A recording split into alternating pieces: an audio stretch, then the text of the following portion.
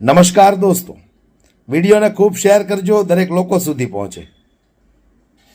આવા ભારતીય જનતા પાર્ટીના અમુક જે 2% જે પ્રમુખો બનીને બેઠા છે, એવાથી કોઈ ડરવાની જરૂર નથી. કારણ કે ડરપોકમાં ડરપોક કોઈ હોય ને તો ભારતીય જનતા પાર્ટીના આવડા પ્રમુખો, નેતાઓ, ધારાસભ્યો, સાંસદો આ બધા ડરપોક છે. એટલે તો તમને એ સામે આવીને નથી કહેતા, ફોનમાં ગાળો આપે છે, મન ફાવે એવી ગાળો આપે છે, મા બહેનની ગાળો આપે છે. બસ એની ઓકાત ખાલી આટલી જ છે. હવે વાત મારે કરવી છે.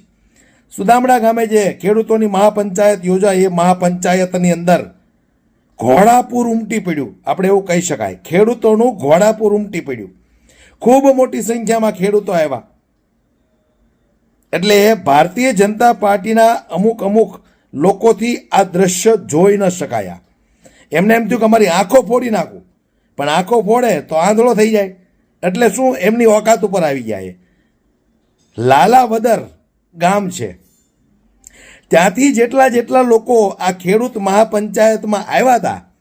હવે આ પોતે ચેતન એવું કંઈક નામ છે, એ પોતે ભારતીય જનતા પાર્ટીનો પ્રમુખ છે.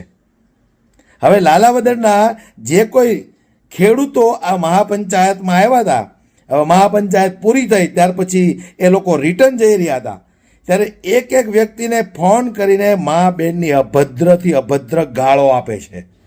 ગાળો તો ઠીક, પણ ધમકીઓ આપે છે કે તમને ડેલામાં નહીં કરવા દઈએ, તમારા ટાંટિયા ભાંગી નાખશું, તમને છરીના ઘા મારી દેશું, તમારા પર ખોટા કેસ કરીને તમને ફસાવી દેશું. અનુસૂચિત જાતિના લોકોને એમની જાતિ ઉપર ગાળો આપે છે. વિચાર કરો તમે લોકો, આ ભારતીય જનતા પાર્ટીના પ્રમુખોની તાકાત કેટલી છે. એટલે હું કહેવા માગું છું ભારતીય જનતા પાર્ટીને, પૂરી ભારતીય જનતા પાર્ટીને કહેવા માગું છું કે તમારા આ પ્રમુખોને માપમાં રાખો. કારણ કે હવે આમ આદમી પાર્ટીની આંધી આવી છે. જો આ તમારા પ્રમુખો માપમાં નહીં રહે ને તો એને ઉડાડીને ક્યાંય ફેંકી દેશે. આ ખેડૂતોની આંધી છે. અને હું ખાસ કરીને લાલાવદરના લોકોને કહેવા માગું છું કે આવા 2%ના પ્રમુખો હોય ને એનાથી ડરવાની જરૂર નથી. એ ખાલી સોશિયલ મીડિયામાં અથવા તો ફોન કરીને તમને ધમકાવી શકે, બાકી એમની કોઈની ઓકાત નથી કે તમારી સામે આવે. અને તમને જે અભદ્રથી ભદ્ર ગાળો આપી છે એમનું રેકોર્ડિંગ એ તમારી પાસે છે. દોસ્તો, મારી પાસે એ રેકોર્ડિંગ છે, પણ મારે અહીંયા સંભળાવવું જરૂરી નથી. કારણ કે એટલી અભદ્ર ગાળો બોલે છે કે સોશિયલ મીડિયાની અંદર બહેનો પણ હોય છે.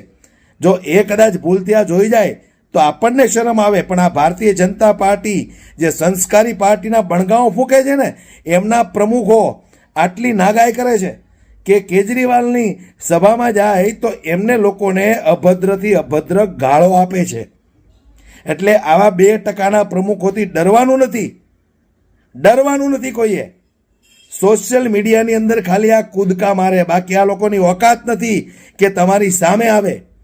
મને તો અત્યારે એવા પણ સમાચાર આવ્યા છે કે એમની ઉપર FIR કરવાની વાત કરી તો એમણે એનો મોબાઈલ સ્વિચ ઓફ કરી દીધો છે.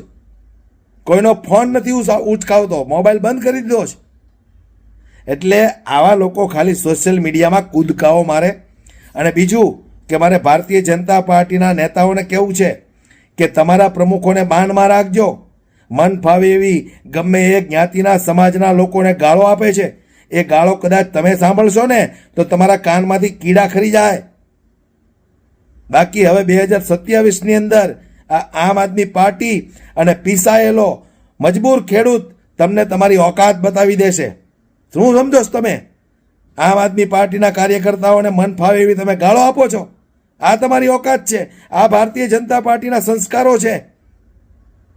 નરેન્દ્ર મોદીને હું કહેવા માંગુ છું, ખૂબ સંસ્કારી પાર્ટીની વાતો કરો છો. આવા છે તમારા પ્રમુખો, ગામડે લોકોને ફોન કરીને અભદ્રથી અભદ્ર ગાળો આપે છે. શરમ આવી જોઈએ તમને લોકોને. ચૂંટણી જીતવા માટે હવે તમે લોકોને ધમકાવશો. દોસ્તો, વિડીયોને ખૂબ શેર કરજો, દરેક લોકો સુધી આ વિડીયો પહોંચાડો, એટલે ખબર પડે કે આ ભારતીય જનતા પાર્ટીના પ્રમુખો કેવી હોશિયારીઓ મારે છે. ગરીબ, મજબૂર, નાના માણસોને, ખેડૂતોને, અનુસૂચિત જાતિના લોકોને કેવી રીતે દબાવે છે, કેવી ધમકીઓ આપે છે.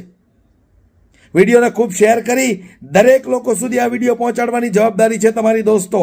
એટલે ભારતીય જનતા પાર્ટીને પણ ખબર પડે કે અમારી પાર્ટીની અંદર કેવા કેવા લુખ્ખા લોકો પડ્યા છે.